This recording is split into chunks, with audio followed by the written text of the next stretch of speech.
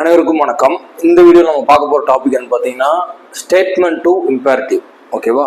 So ஏற்கனவே types of சென்டென்ஸில் என்னென்ன types எல்லாம் இருக்குது, ஸ்டேட்மெண்ட் அதாவது டிக்ளரேட்டிவ், இம்பேரட்டிவ், இன்ட்ராகேட்டிவ், எக்ஸ்க்ளமேட்டரி, அது என்னென்ன டைப்ஸ் இருக்குது, அந்த பார்ட் 2 பார்ட் 3 வீடியோவிலே நம்ம இன்டர்சேஞ்ச் பண்ணுறது என்னங்கிறது தெளிவாக பார்த்துட்டோம்.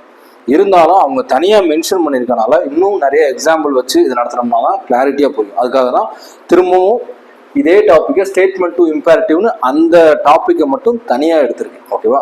ஒரு 5 எக்ஸாம்பிள்ஸ் கொடுத்துருக்கேன். இந்த 5 எக்ஸாம்பிள்ஸே போதுமானது. அதோட கோர் கான்செப்ட் புரிஞ்சுட்டா போதும், நம்ம ஒரு ஸ்டேட்மெண்ட் வந்து இன்னொரு ஸ்டேட்மெண்ட்டுக்கு மாற்றிடலாம். ஓகேவா? ஸோ ஃபர்ஸ்ட் ஸ்டேட்மெண்ட்டுக்கு இன்னொரு வார்த்தை டிக்ளரேட்டிவ், அதை மறந்துடக்கூடாது. ஓகேங்களா? ஸோ டிக்ளரேட்டிவ்னாலும் ஸ்டேட்மெண்ட்னாலும் ஒன்று தான். நான் ஆல்ரெடி ரீகால் பண்ணுறேன். ஒரு ஸ்டேட்மெண்ட் அப்படின்னா ஒரு யூனிவர்சல் ட்ரூத்தையோ அல்லது ஒரு பிளான்டு ஸ்கெடியூலையோ அல்லது வந்து ஒரு ஜென்ரல் ட்ரூத்தையோ சொல்லுவாங்க. ஓகேவா? இதுதான் ஸ்டேட்மெண்ட் அப்படிங்கிறது, கடைசியில் ஃபுல் ஸ்டாப் வரும். ஓகேவா? இம்பரேட்டிவ் அப்படிங்கிறது கமாண்டா இருக்கலாம், ரெக்வஸ்டா இருக்கலாம், அட்வைஸா இருக்கலாம். இந்த 3 ஃபார்மேட்ஸ்ல இருந்துச்சு அப்படின்னா அது இம்பரேட்டிவ். ஓகேவா? இம்பரேட்டிவ்க்கு பின்னாடி ஃபுல் ஸ்டாப்பும் வரும், எக்ஸ்க்ளமேட்டரி மார்க்கும் வரும்.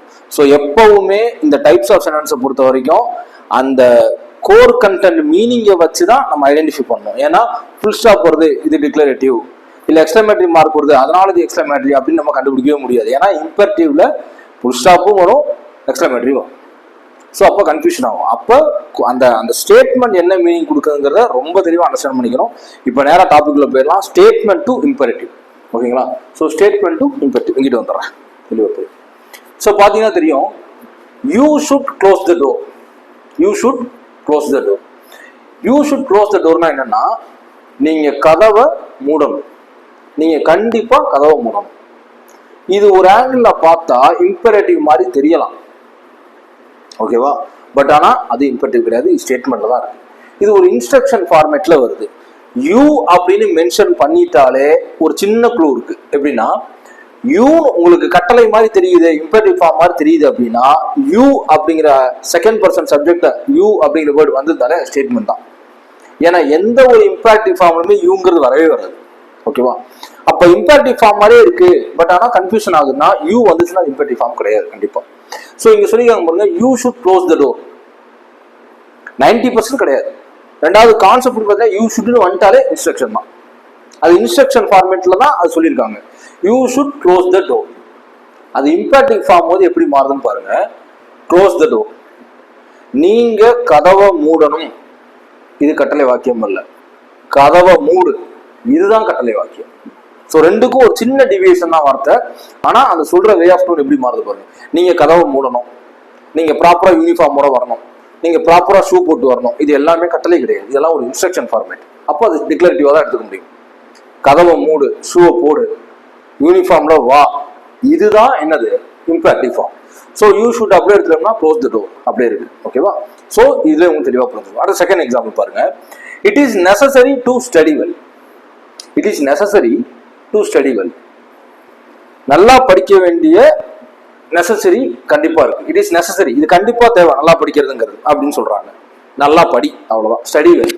இந்த இட் இஸ் நெசசரி டு இதெல்லாம் தூக்கிட்டு ஸ்டடி வெல் எடுத்த உடனே கமாண்டுக்கான வார்த்தை இருக்கும்.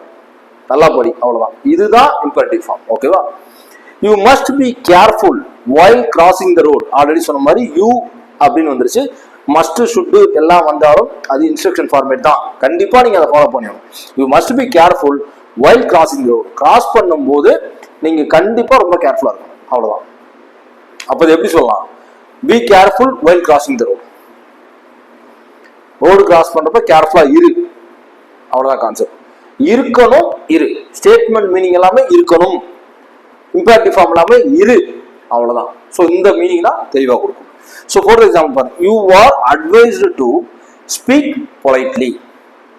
You are advised to speak politely. மெதுவா பேசுங்க அப்படின்னு உங்களுக்கு சொல்லப்படுது. You are advised to speak politely அப்படின்னா உங்களுக்கு நாங்க சொல்றோம், மெதுவா பேசும்படி சொல்றோம். இது வந்து ஸ்டேட்மெண்ட் ஃபார்மேட், டிக்ளரேட்டிவ் ஃபார்மேட்ல இருக்கு. மெதுவா பேசு, இதுதான் கட்டளை வாக்கியம்.